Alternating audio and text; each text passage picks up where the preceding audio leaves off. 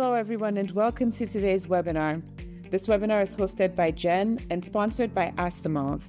Today's topic is From Sequence to Patient in Under 12 Months, a case study in advancing complex cancer immunotherapies. Thank you so much for joining us. I'm Uduak Thomas, Senior Editor at Jen, and I'm delighted to be your host for today's webinar. Let's meet our speakers. You'll be hearing from Joseph Shultz, Vice President of Technical Development and Manufacturing at Ottimo Pharma, and from Imroz Ghangas, Vice President of Commercial Sales at Asimov. We'll get to the presentation shortly, but first, a bit of background on today's topic. Complex biologics, such as bifunctional antibodies, are opening new therapeutic possibilities in oncology, but these molecules present significant challenges for manufacturing teams.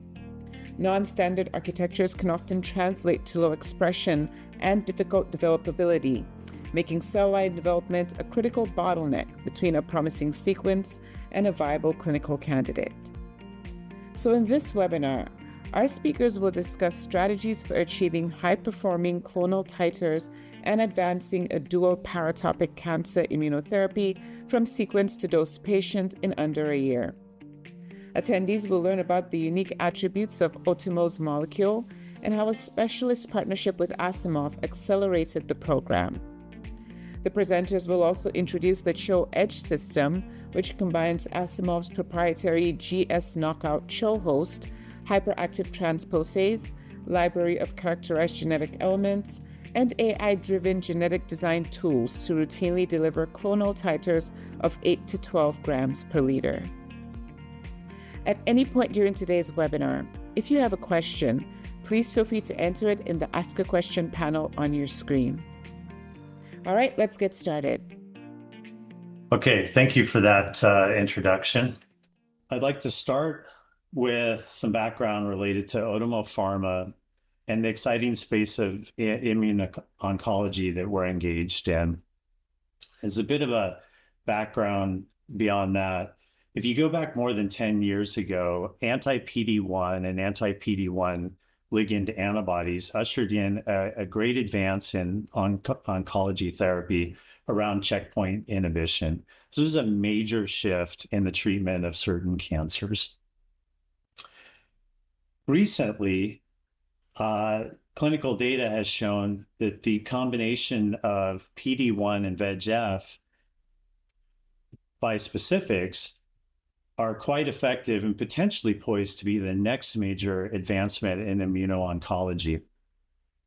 As such, Ottimo Pharma was formed to advance the development of a first-in-class dual-paratopic anti-PD-1, anti-VEGF-R2 antibody for the treatment of oncologic tumors. That said, our molecule differentiates in a number of ways.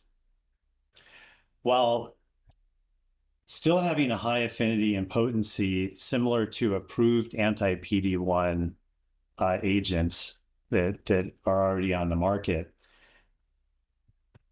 we also have dual specificity that is unique as anti-VEGF-R2 inhibition that leads to broad activity by addressing all VEGF ligands, A, C, D, for example, allowing for direct modulation of multiple immune subsets, while we believe having a more fine-tuned vascular normalization. So the reference and background here, it is anti-VEGF antibodies have been on the market for quite some time, but it is known that there's an associated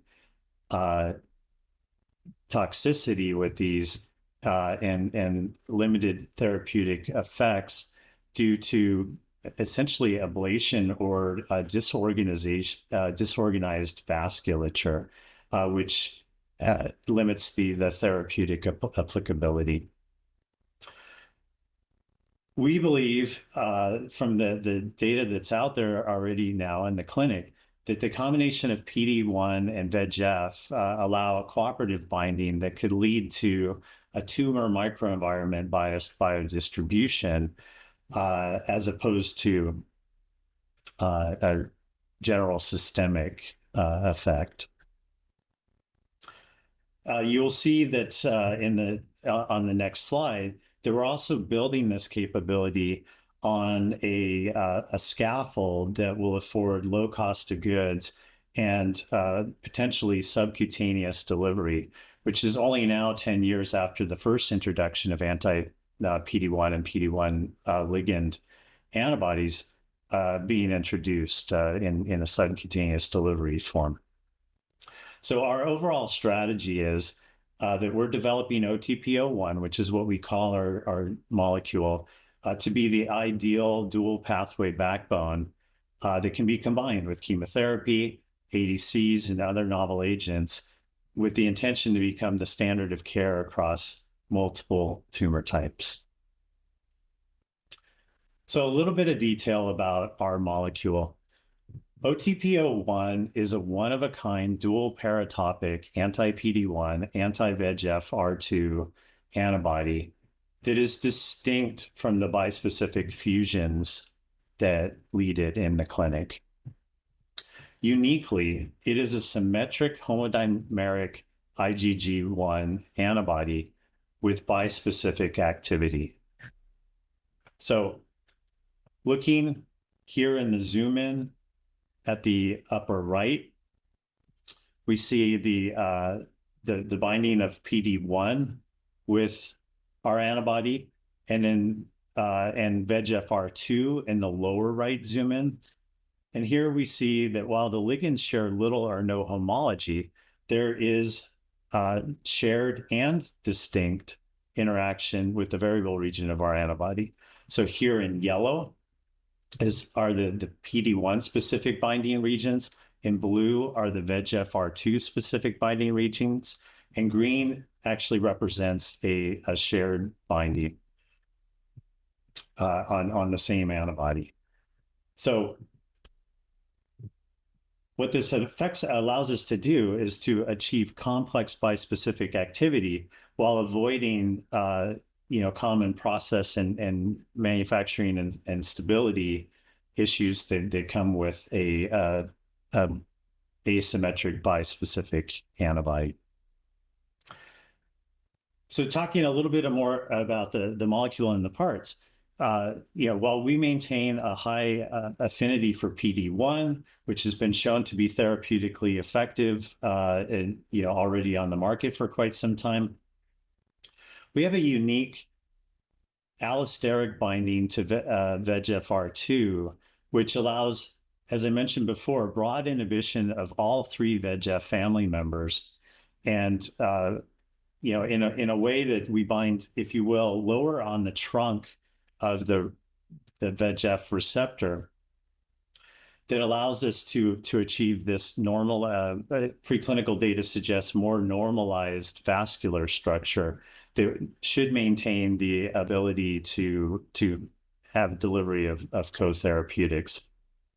And again, all on based on our long decades of knowledge about IgG engineering, we end up with an effector null, stable, low immunogenicity backbone in the form of an IgG1 that should allow us to have the high concentration and stable formulations that we're looking for.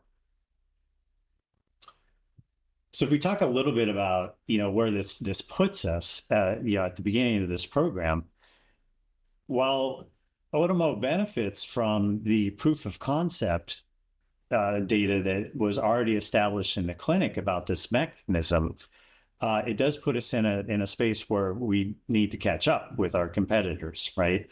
For two reasons. One, you want to arrive at the market as one of the leads, if not the leader, as opposed to a distant follower. But second, as I mentioned, we have a unique VEGF-R2 mechanism that has not yet been proven out in a clinical setting, and we needed to get to the clinic as quickly as possible to demonstrate what we're seeing in preclinical studies and ensure that proof of concept. In addition, given the geopolitical perceptions of the day It was our desire to have a U.S.-based development and manufacturing network. It was seen that this would be beneficial and potentially a differentiator from others chasing this target.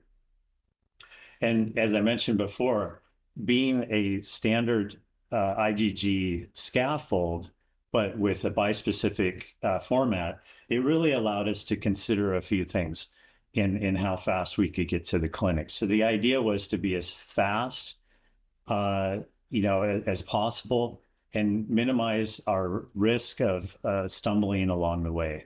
So if we focus on what we know about antibody, process and manufacturing development, we could elucidate a very streamlined development path where only the critical path items were on, in place.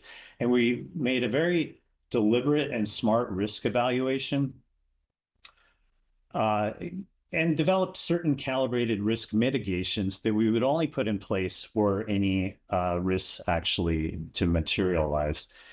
And then the last part of our key strategy was to develop an integrated stream of domestic development partners that covered from cell line development through drug substance and drug product development, process development, manufacturing, supply chain, and clinical distribution, that all had our desired experience with commercial ready capability. We did not find this in one development partner that had all of this capability end to end. So as you'll see in the next slides, we had to address how to pull together the fastest timeline with a combination of partners. So I'll set sort of a baseline and say that a fast standard timeline from a molecule sequence on paper to first patient dosed would be about 15 months. Now, I think I'm being generous there. I don't know that this is a standard. I think this is fast by any standard at 15 months, but that will be our relativity point. As the title mentioned, we did this in 12 months, and the truth be told, we could probably have done it faster, and we will do it faster the second time, running through this. We were at IND after 10 months. We had the investigational product at the clinical sites within 11 months, and we were poised to dose within almost immediately after the IND approval. And like I said, we probably could have smoothed out maybe another 3-4 weeks in there. Now, the continuum, as you would know, is, you've got sequence on paper, you develop your vectors, your cell lines, you then, we had a drug substance CDMO and manufacturing partner, and drug product partner, and then the packaging, labeling, distribution, and et cetera. We needed to figure out how to weave this all together better than if this was all internal in one organization to Ottimo or you could say a big pharma or something like that. If you look at where we achieved this, so comparing to the traditional path where you start with cell line development, that then feeds into process and analytical development for both drug substance and drug product, leading to manufacturing scale up and eventual supply and distribution to the clinic.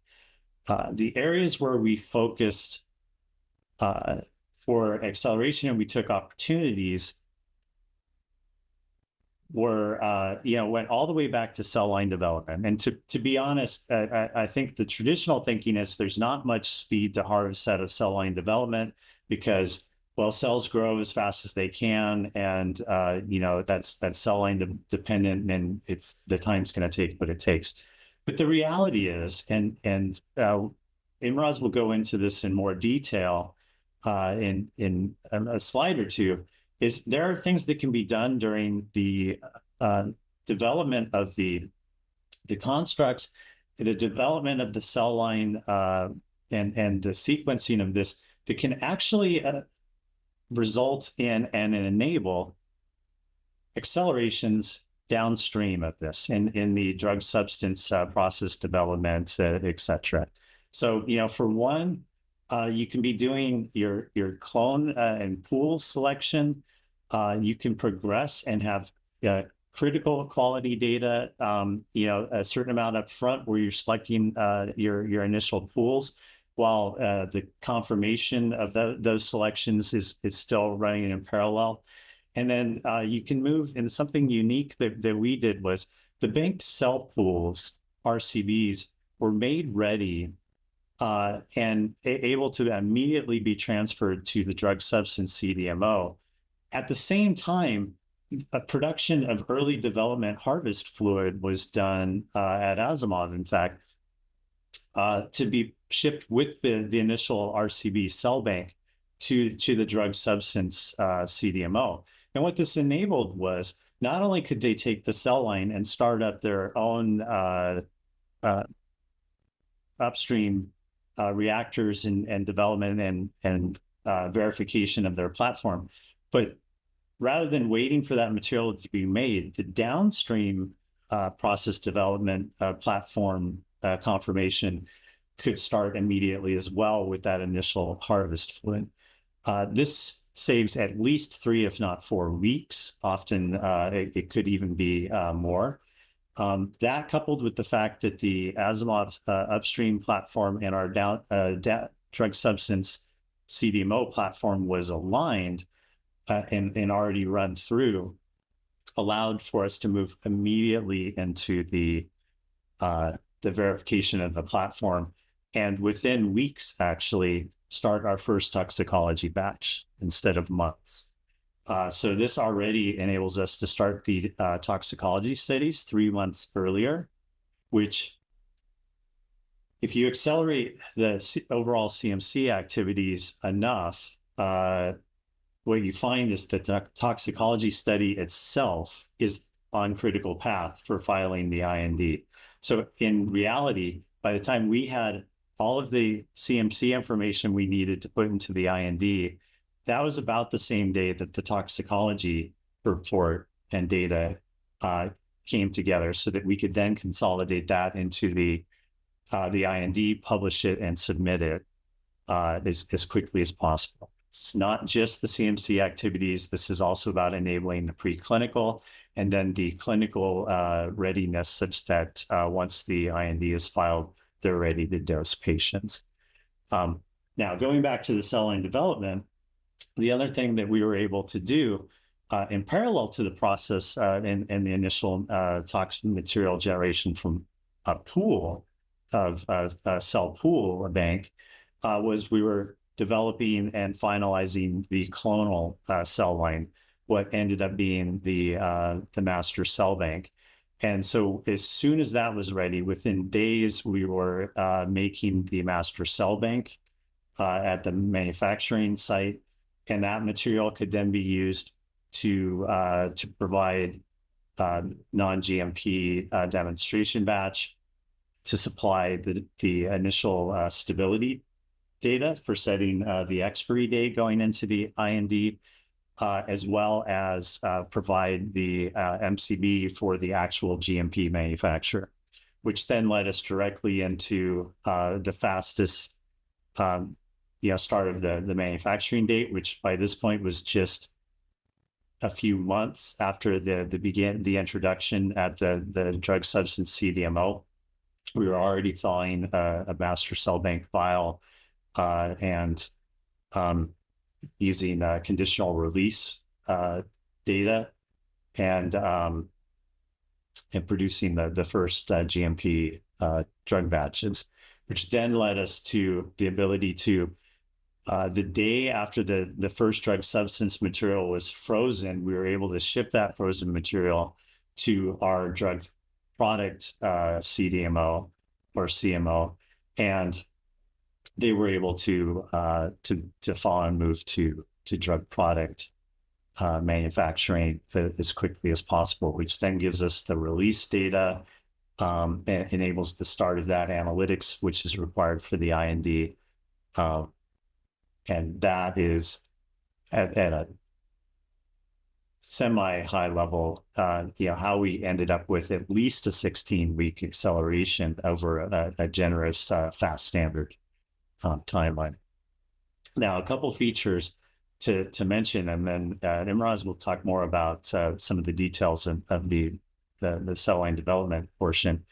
What was important here was that we had a platform that was adaptable, that we could count on to be scalable from the get-go. We did not scale this process from the first runs, the first tox batch, to the application of the clonal bank and the GMP from the beginning. We did go and do pre-IND meetings with the FDA to get agreement on this strategy and to understand if there was risk that we were missing something to the filing. So we had strong confidence into the filing of the IND that we were on the right path. And then, as I mentioned before, and we'll discuss even more in depth, strong management of the partners, and more importantly, the alignment of the capabilities. In this case, between Asimov and the cell line development and upstream and downstream platforms with the DS CDMO and the drug product and distribution CMOs is critical. Any sort of disconnect or distrust between the organizations will show, right? And so this is kind of what that network looked like. As I mentioned, Asimov is responsible for the cell line development, but the partnership that they have and that we had together with the drug substance CDMO, which is not named here, really enabled that transition of their cell line into immediate execution, along with, as I mentioned, that initial transfer of harvest fluid. And then same thing, the interaction between the drug substance CDMO and the drug product CMO is important. There were direct interactions there, but also the testing for the drug product and the drug substance were done by the same organization. So that allowed, and that needed to be very seamless, but that also allowed for a very good consistency. And then in this case, our drug product CMO also does the packaging and labeling, and also has global depot services to supply the clinic. So having all of this basically together, brings it down to 3 separate organizations that were doing this, but we needed it to work as one seamless organization. And I think you'll see how that works, as we round out this seminar. This is the point where I'd like to hand off to Imroz on a little bit deeper dive on some of how this was done and the technical approach behind this. Thank you, Joe. And I'll take it from here, I guess. So I think just kind of getting back to the top of this, thinking about the problem statement here is we're now working in an industry where, the biologics pipelines have changed, and you see, as Ottimo has, is a more complex molecule, but still the same desires to move with speed. Speed being a opportunity for our therapeutics to reach the market and compete with, other molecules that are competing in the same space. So the industry has pushed steadily towards, these more complex formats, these bispecifics, these multispecifics, these biparatopic formats that Ottimo has had. And that's where the science is taking us. But that complexity comes with a manufacturing complexity that doesn't always get discussed early enough. And the first challenge here is really we want to get to commercially viable titers the first time, every time. It's I know in the past that moving quick first and then coming back to redevelop cell lines was an option, but that seems to be becoming an increasingly less opportunistic option for the partners that we're working with who are looking to actually compete with the assets that they're developing. So these molecules are inherently harder to express as the titers required to be commercially viable. They're, you know, the the variability is much wider than what we see with the standard IgGs. And that's a problem for a field where the 9 to 12 month IND timeline has become almost table stakes for the conventional molecules and the desire for these more complex formats. So when you really move into these more complex formats, you're really adding a second layer of risk, which is product quality, specifically chain assembly, mispaired chains, aggregates, low molecular weight impurities are an inherent risk of multi-chain molecules and these more complex formats. And that impurity diversity compounds the downstream. And the platform purification process, the one that you would reliably use for your standard IgG, may not resolve that impurity profile of a complex biologic. And that purification gets harder precisely when you can least afford it. And that's the downstream burden. And all of this converges on the timeline. So again, I think Joe's done a great job highlighting of how the partnership that was between Asimov, Ottimo, the downstream CDMO, and fill finish CMO partners was really connected, and I think pretty special. But the one-stop shop CDMO model has done a very good job compressing these development timelines for the routine molecules. Now that complexity increases, and then these risk-adjusted timelines start to fray. And that's the thing that allows this, this parallel advancement, the confidence in expression, the confidence in PQ to actually fray when going to those type of scenarios. And that's the type of thing that, Asimov was trying to work with Ottimo on resolving. So as we look at these timelines, the question becomes, what would it look like to address these risks earlier, not at the end of cell line development, but at the beginning? And that's what Asimov platform has been considering from the beginning, and really how to systematically explore the manufacturally relevant design space earlier in development. So Asimov is I think it's good to know who Asimov is. I've just kind of jumped into, that problem statement, but, at the top, for those who don't know, Asimov is a tools company. We develop GMP host cell lines, a suite of genetic parts, promoters, insulators, UTRs, poly-A sequences. We also have data-driven models and computer-aided design software. And these elements actually form a closed circular ecosystem. The output of biology informs these models, and the models drive the genetic parts design. The genetic parts then get expressed inside of our optimized host cell lines, and the data we generate feeds back into the next design cycle.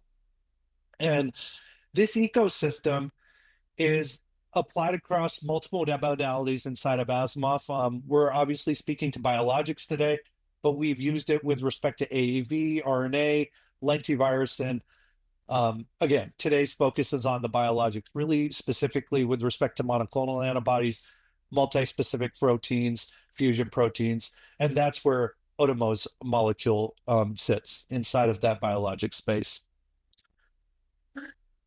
So traditional CLD follows this one-size-fits-all path. A sequence arrives regardless of the format that you will see from the partner.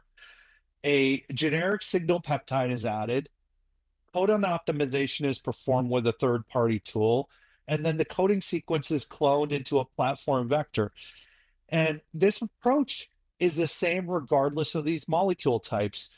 And Asimov's belief has been that this inherently applies degrees of risk where low titer or product quality may jeopardize that program's success.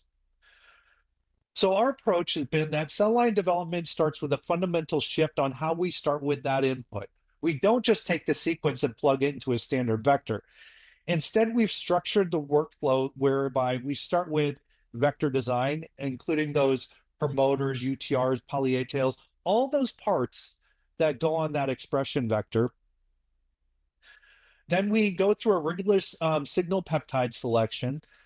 And then finally, perform a multi-parameter codon optimization. And by the time we reach that, we've got an optimized plasmid that where the system that we have actually has generated a set of molecule-specific vectors, whether this requires 1, 4, or 10 variations. The output is specifically engineered for that unique molecule's architecture. And the key differentiator here is that every step is model-guided. This is all automated through the output of Kernel, our proprietary machine learning computer-aided design platform. It brings all the IP under one roof using data-driven optimization, and we eliminate that one-size-fits-all guesswork of traditional CLD. So why go through the effort of generating multiple vector variants? And I think, simply put, biology is not one-size-fits-all.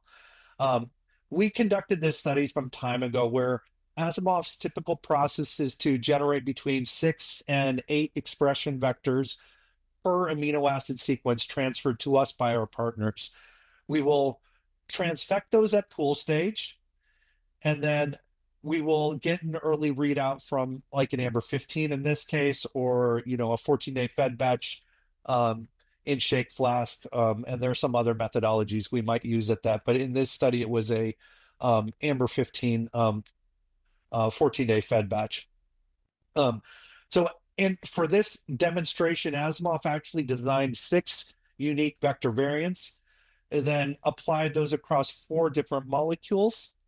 And as we can see from the best design output here, there is no single vector that actually stands out across all the molecule types.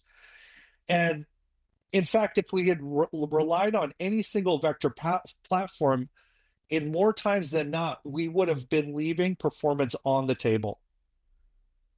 And this clearly demonstrates the critical importance of exploring that vector space. And by using Kernel to rapidly design and screen these tailored variants, where we ensure we aren't leaving titer or product quality on the table at that very first step of the journey.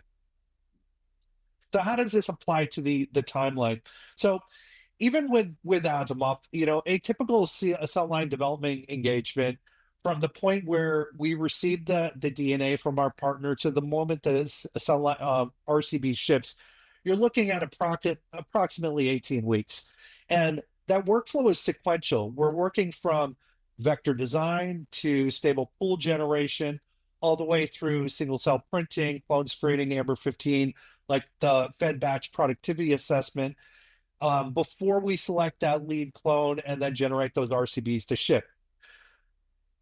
For a partner that hasn't locked down a CDMO partner yet, this is perfectly fine. It's sequential, and this is acceptable in that scenario. However, almost nobody is working this way anymore. Performance and speed, again, speed being that primary output, are the desired result. So with a thoughtful and connected cell line development approach, and one that we built with Ottimo, we can build around the partner's goals towards being in the patients within 12 months and coordinating closely with their drug substance CDMO from day one. You can actually start operating like a true one-stop shop model, but with the best technologies really coming to the forefront to support your program. And so within this timeline, there are actually 4 release points that made the accelerations downstream of us possible. The first release point was pool RCBs at week 7. This is a simple step with a significant consequence. Banking and shipping those RCBs of the top performing pools at that time frame enabled our partner and their drug substance CDMO to initiate a tox batch from pools. That single action puts the toxicology material in motion without waiting for the final clone selection. Release point number 2, as Joe mentioned earlier, is we call this early look material generation, and it's approximately 10 to 15 liters of pool-derived bioreactor harvest shipped from Asimov to the drug substance CDMO. And this material actually serves two unique purposes. That first, it gives the CDMO what they need to actually qualify their analytical methods in time for the GMP lot release down the line. And second, it provided the downstream process development team their first real look at the purification challenge. What does the impurity profile of this molecule look like before they're under the pressure to resolve it? And I guess, maybe before I continue on with the next two release points, I think it's important to acknowledge that there's something that's not actually a formal release point, but actually equally important. And from day one, Asimov actually worked with Ottimo's drug substance CDMO to align on the upstream platform. So by the time the pool RCBs were shipped at week 7, the CDMO already had all the raw materials on hand and was fully comfortable with Asimov's upstream process. That alignment is what makes parallel advancement actually parallel and not just a theory. So the next release point is clone RCBs at week 15. This is actually where we took the lead RCB clones before they had gone through the complete assessment analysis, so the PQ analysis at the end, and shipped them to start the MCB generation at risk and started the stability study at risk in parallel.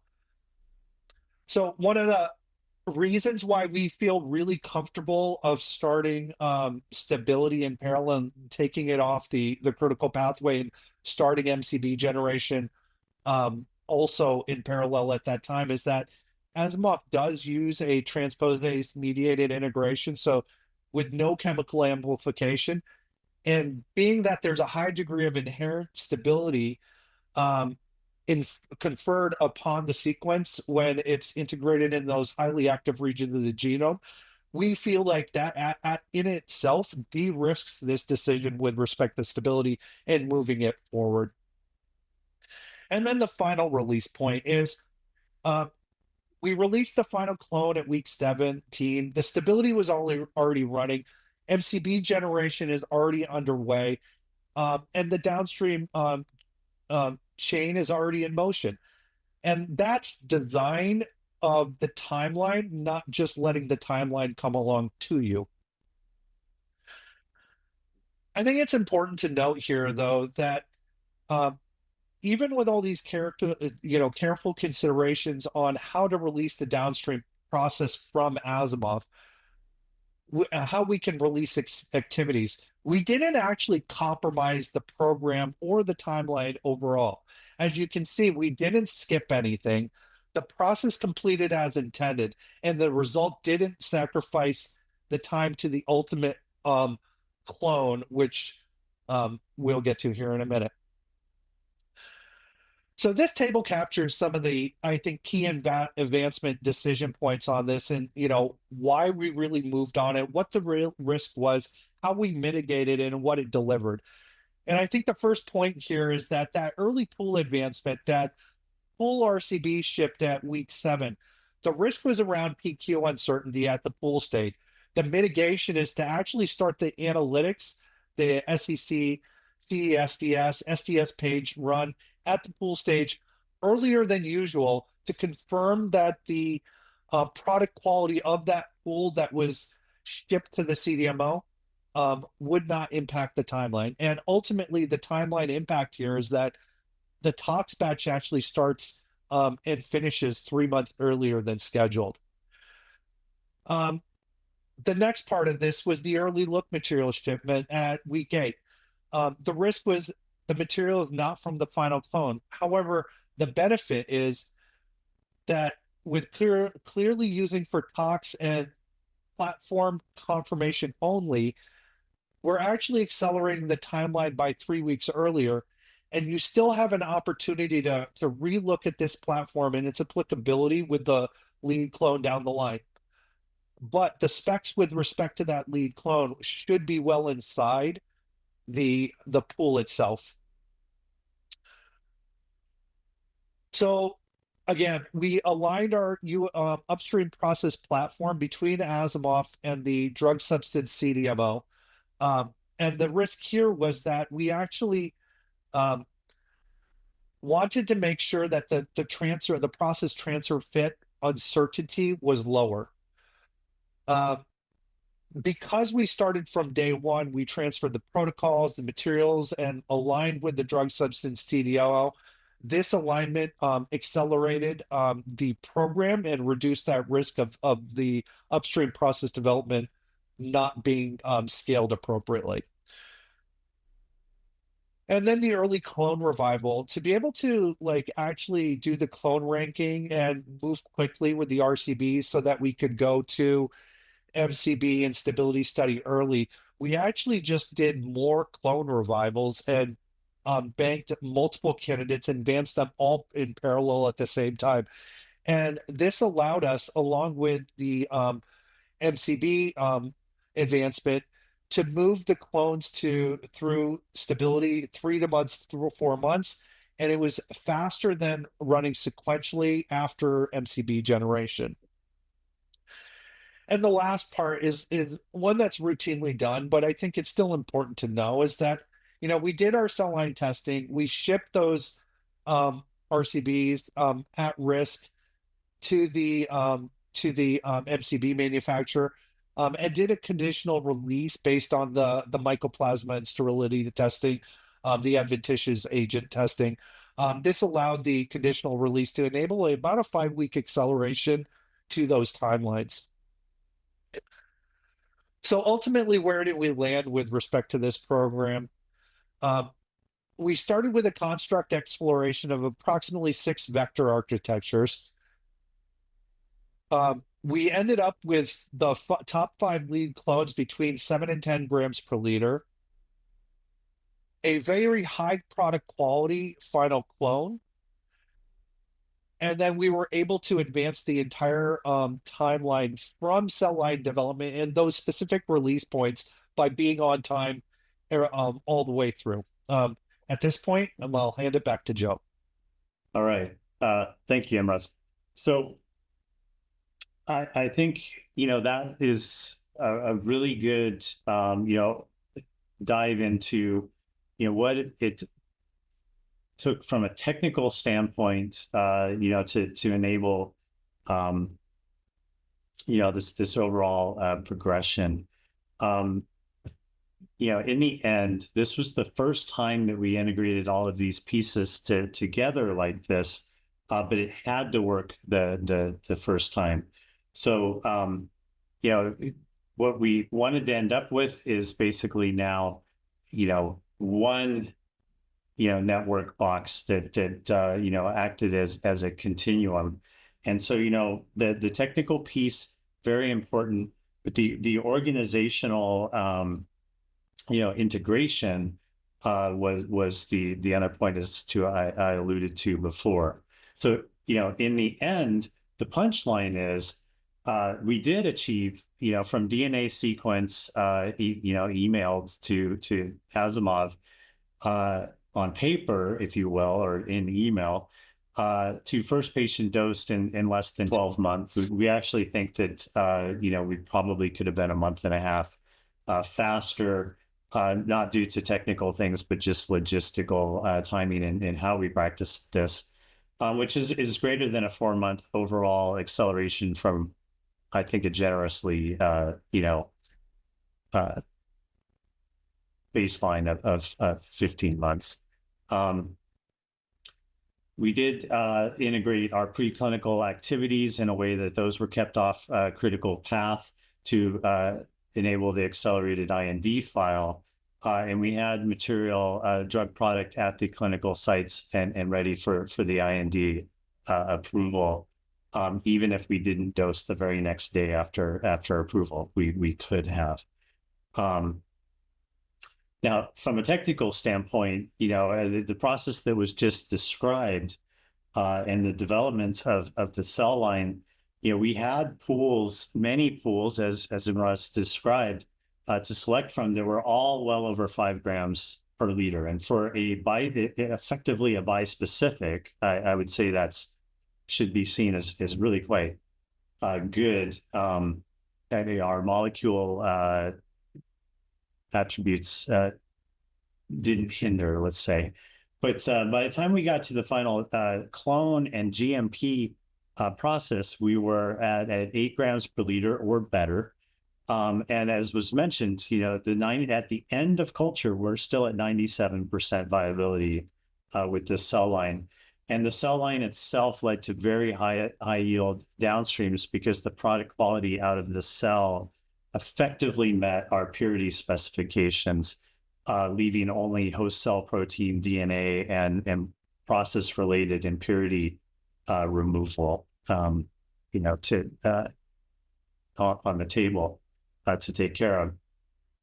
And we did have no need for, with the implementation of this and the alignment of everybody end to end, we had no process changes through the program from the first development confirmation batches to the scale up to toxicology supplies to the scale up to GMP supplies, which led to a very straightforward regulatory file.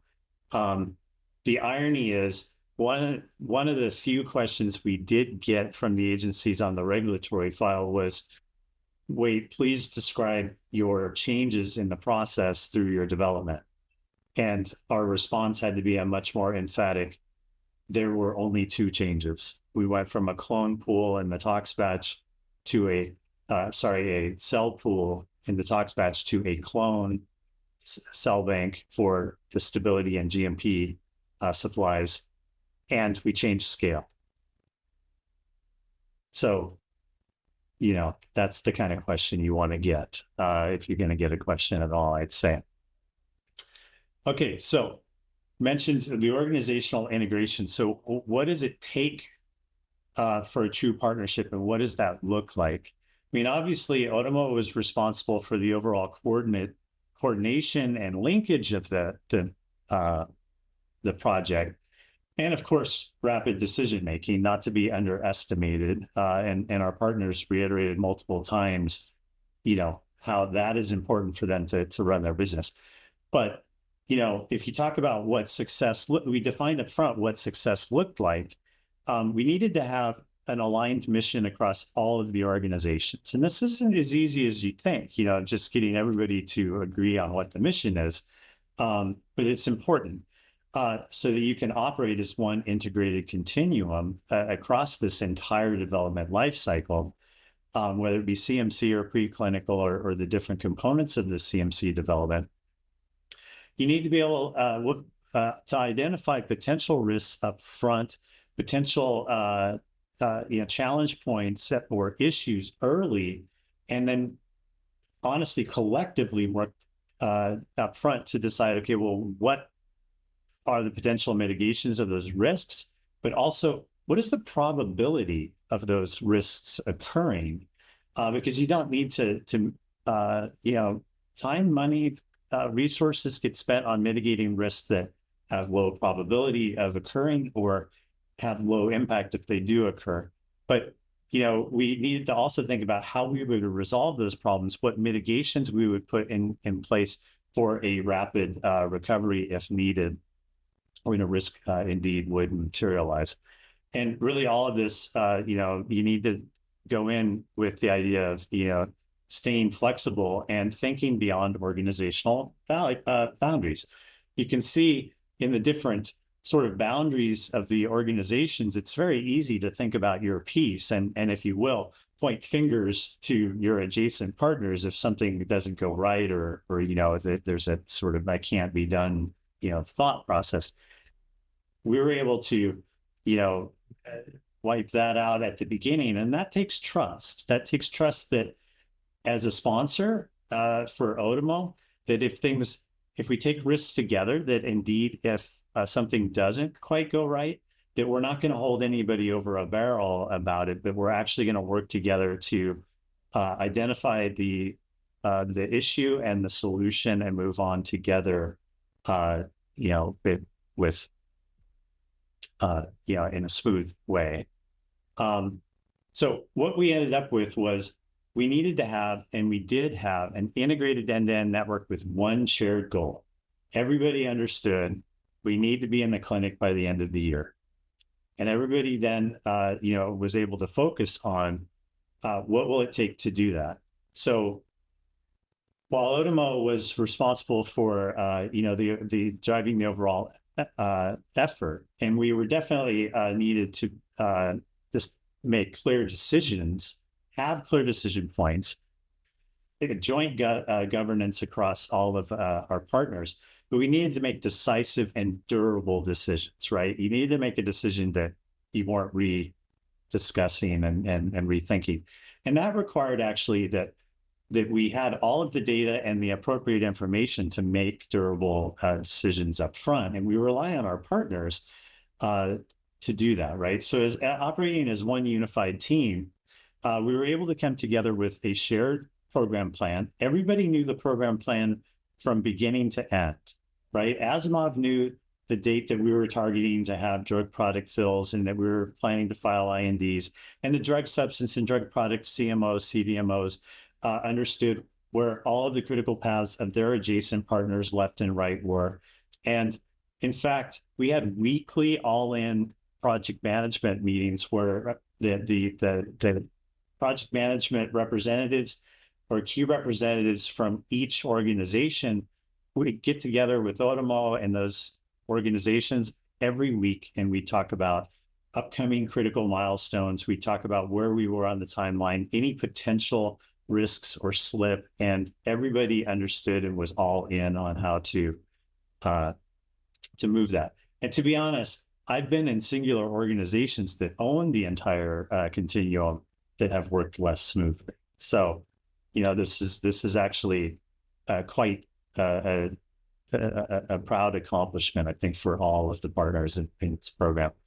And the other thing that's very important, and it's the last on this list, but not because it's least important, but because I want to end this slide with this highlight.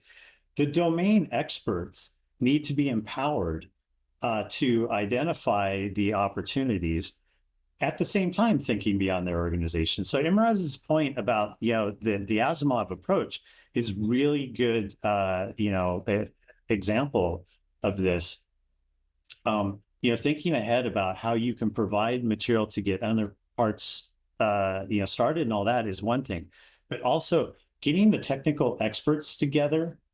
For example, the startup of the upstream development at the drug substance CDMO was not absent of Asimov. Their experts were there to help review the data with us, to help share insights about the previous behavior of their cell lines and their constructs, and even the product quality data that was generated during the clone and pool selection phases, et cetera.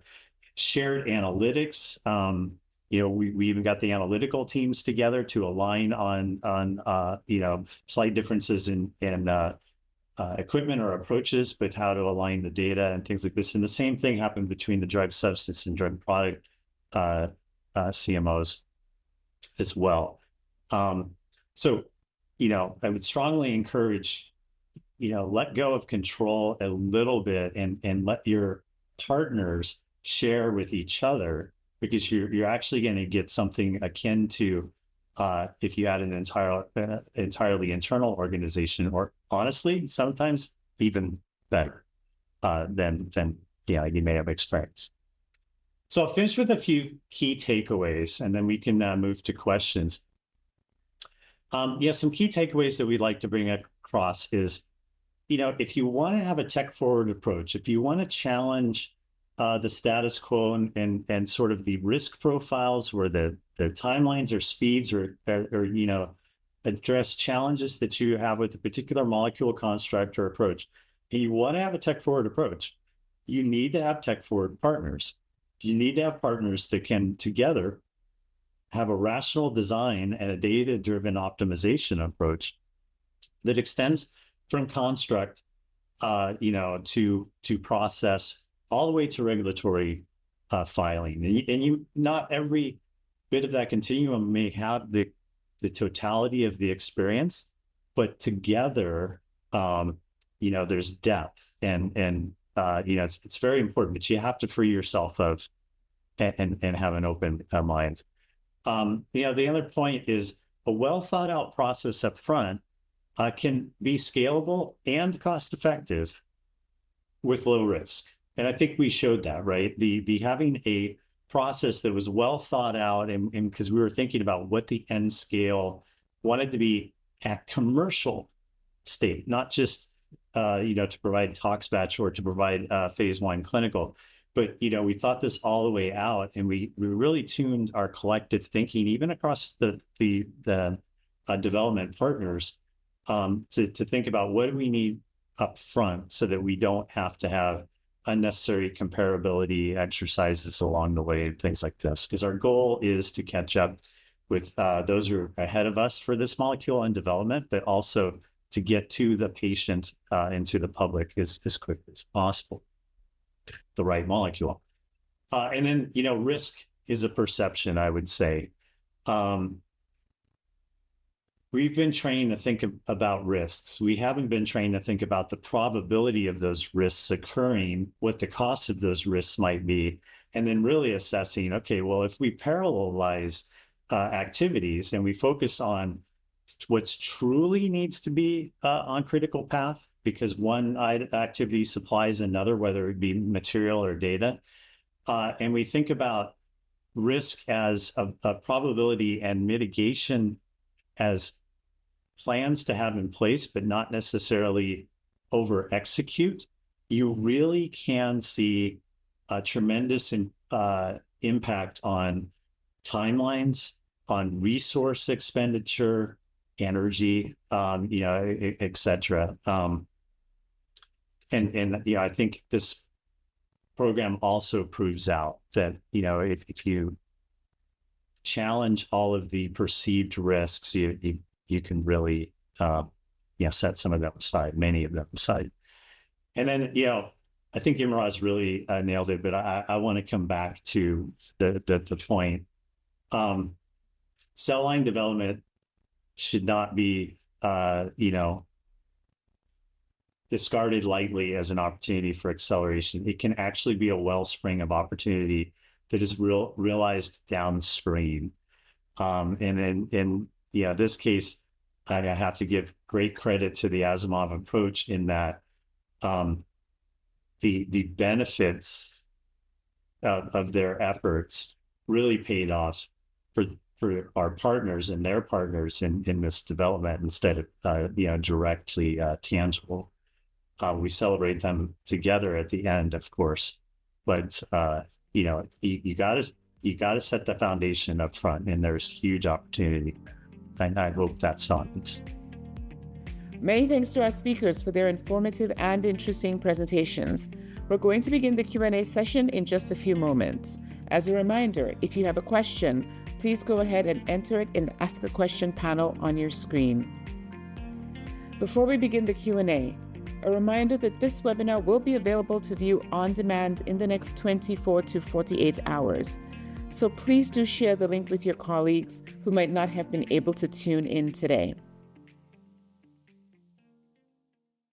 And a very warm welcome to each and every one of you to the Q&A portion of today's webinar. Thank you so much for sticking with us through the entire presentations and coming into this Q&A. One last reminder, if you have a question for our speakers, please go ahead and enter them in the Ask a Question panel located on your screen. Many thanks to you, our speakers, once again, for your presentations. I'm going to jump right into the first question that I have right here on my screen. When you look at what happened on this program, how much of that do you attribute to the technical platform itself versus the way the teams operate as a partner? That's a good question. I would say they're equally important in that, you need the technical input and changes to see the gains, but you could easily wipe those all out if you don't have excellent partnership. I think the enablement of the the early toxicology batches and the early platform really helped enable a lot of the speed. But equally important, I think we got equal gains in the timeline reduction out of the transitions between the different functions, right? The transfer of the cell lines and the drug substance to the drug product, et cetera. And some of the problems or challenges that we came across, the smoothness with which the different technical experts interacted really minimized any sort of disruption to the program. Excellent. Thank you very much for that response. Next question I have. Looking back, what was the most important decision point in that timeline? And is there anything about how Asimov ran the program that you'd want to replicate for future molecules? And the second part to that question, what, if anything, would you definitely change? So I think the one thing that I will do always moving forward is, two things. One, because we're already moving into our next programs, which are much more complicated molecules. But I think definitely that early investment in molecular design, having the diversity of design, especially when you have much more complicated constructs, with that early evaluation of what I call a manufacturability or developability assessment, understanding the ability of your molecule to be manufactured, to be stable, to not just produce high titers, is important. But something I will never let go of again is that producing that early material to start your analytical development, as Imroz pointed out, to start your early downstream development, and test of your upstream approach is critical, and it's just something we should always have built in. It's just, it trims at least a month now. And as far as what I would do differently, I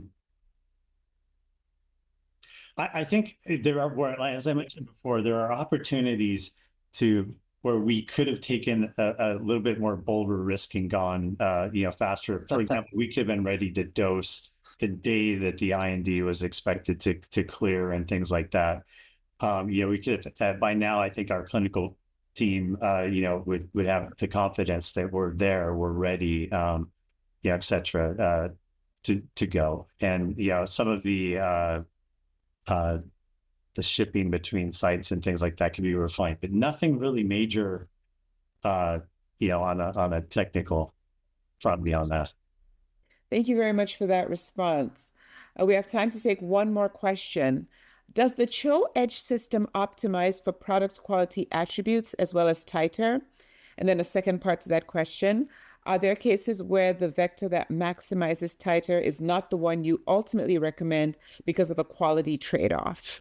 Yes, I mean, we're always looking at product quality. What you create, if you're amplifying for titer, but titer's generating more of what you don't want versus what you do want, you're not necessarily putting your partners in the right position with respect to their downstream process, which then ultimately will be more expensive because they're likely layering multiple tiers of chromatography that are just unnecessary. So absolutely, product quality is something that is of maximal importance to our partners and is something that we do optimize for.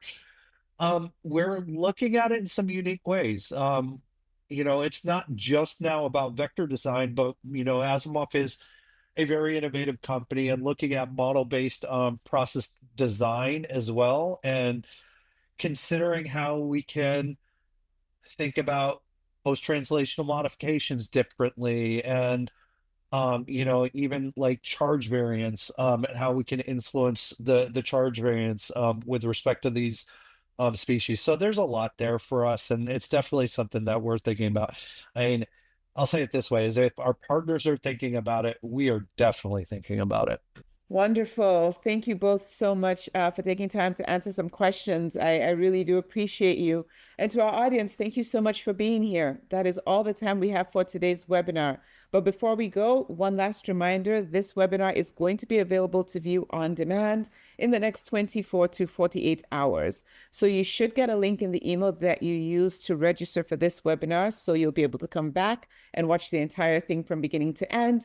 And we also invite you to share the link with your colleagues who might not have been able to join us today, but who you think would benefit from everything that was discussed here today.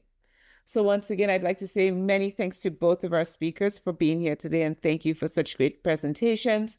I'd also like to thank today's sponsor, Asimov. Thank you so much for sponsoring this webinar. And I'd also like to shout out the superb multimedia group at Sage for all of their support. Thank you all so much. And most of all, thanks to you, our audience, for being here. For everyone at Gen, I'm Uduak Thomas. Thank you and goodbye for now.